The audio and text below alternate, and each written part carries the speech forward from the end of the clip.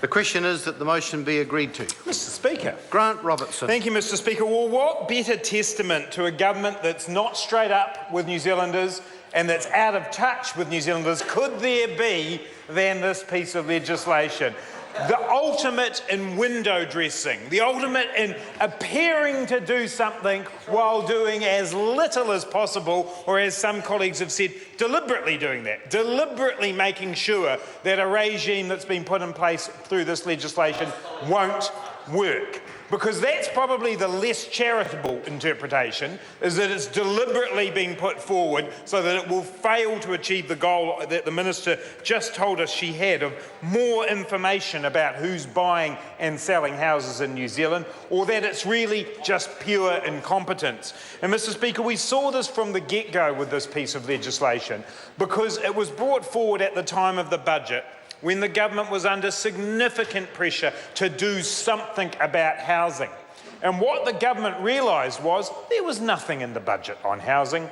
And so at the last minute they had to come up with two ideas to scratch the political itch but not do too much lest it offend the Property Investors Federation or whoever else it is that National was worried about offending.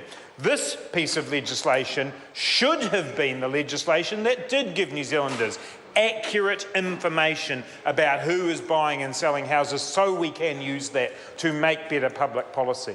And today, Mr. Speaker, at the Finance and Expenditure Select Committee, the Reserve Bank Governor himself raised his concerns about the number of property purchases being made by speculators. The fact that it's increased over the last year from 33% to 41%, according to the QV data. It's a problem. Everybody in this House knows it's a problem. The piece of information missing is how big a problem. And this would have been the piece of legislation that could have brought that back in front of New Zealanders and given us that information, but this government failed to do that. It was rushed. There was nothing in the pre-budget documentation that was released in July about this piece of policy work because it had not been thought through properly.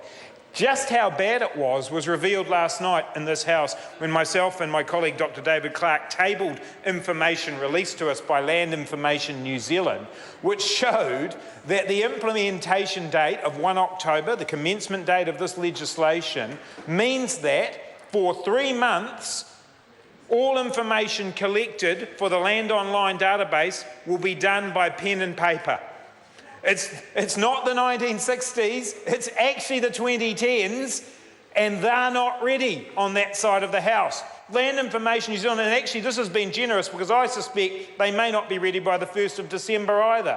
And so now we have this great advance in the information about who's buying and selling houses in New Zealand, and they have to do it by pen and paper at LINZ because they're not ready. Half-baked, poorly thought through, not being straight up with New Zealanders. Mr. Speaker, this was a knee-jerk reaction to what is a significant problem. So what do we have in front of us then left with such poor lawmaking? We have an inching, grudging step by the government in the right direction. The idea that people actually can contribute their IRD number. Now, an exemption was put in place by the government. The exemption is for the main home. The justification for that exemption, Mr. Speaker, was outlined in the government's commentary on the bill, and I want to quote it. The majority of us accept that not making such an exemption for the main home would greatly increase the volume of information to be managed by Land Information New Zealand and the IRD, and could lead to people worrying needlessly that the transaction would be taxable, even though in most cases it would not be.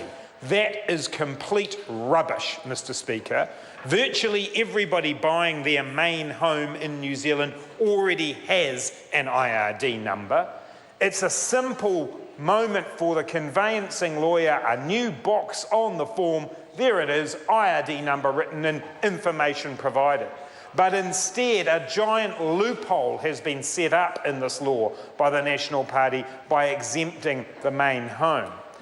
They then made that exemption even worse, Mr. Speaker, by using the definition for main home to be the place with which people have the greatest connection. In the commentary again, Mr. Speaker, this is the government's own commentary on the bill. They say, "We note that the term greatest connection is not used in New Zealand tax law at present. We recognise that there could be some confusion about the rules." This is the government's own law, and they're saying in the commentary that was brought before this House that there's going to be confusion. That's not the point of law. Do I need to say that to the government benches? Yes. The point of law is to clear up confusion, not create confusion. And that's what they've managed to do with this exemption. Now, we had it clarified for us by Alistair Scott, the member for Wairarapa. He clarified that the greatest connection for him was the feeling. He said the main home was where the heart was. He said that in the House last night. The main home is where the heart was. So not only do we have confusion, we have the hallmark card guide to lawmaking. Take it from the vibe, the feeling, that's where your main home is. Mr. Speaker, this is a complete farce. The exemption for the main home is unnecessary. It creates a loophole. It means we don't have the kind of data that we should.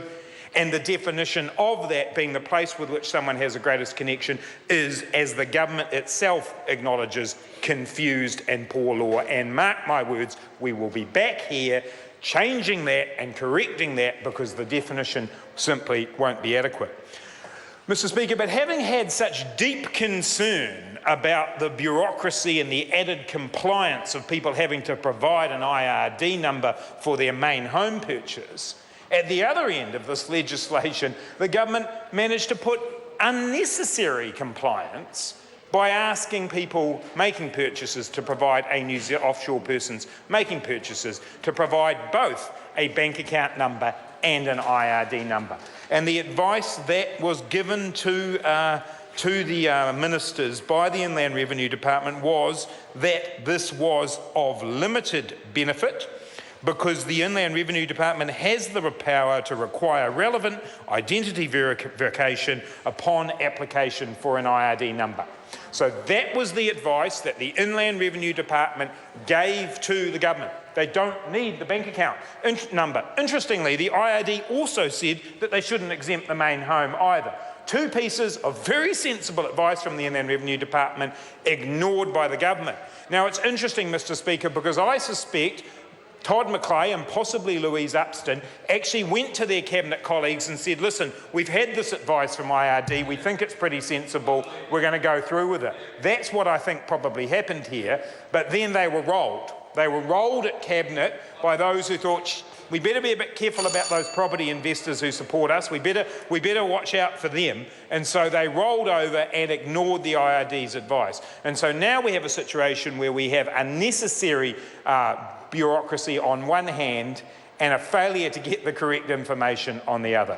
Mr. Speaker, New Zealanders do deserve to know more about who is buying and selling property in this country. Speculators, be they both onshore and offshore, are forcing young New Zealanders out of being able to buy their first home. That core element of the New Zealand dream of being able to get in there and buy your piece of property is now priced far out of the capability of many people. In Auckland, Mr. Speaker, we have a house price to income ratio of 9 to 1. That puts Auckland in amongst the top 10 most expensive housing markets in the world. That's the situation we're facing here at the moment. That's what happens when property speculation runs riot. We need good quality information so that we can make the judgments about what public policy response we should do and how we can crack down on speculators. But this government doesn't want to know about that. This government has put up the weakest possible law that they could in this area. It's hopeless, Mr. Speaker. It's one small, tiny step towards what we should be doing, and so therefore we will vote for it because it is one small, tiny step to what we should be doing. But we could be doing so much better than this. We could be giving New Zealanders the information that they need. We could be creating a system that is low on compliance and high on quality of data, but that is not what this legislation is.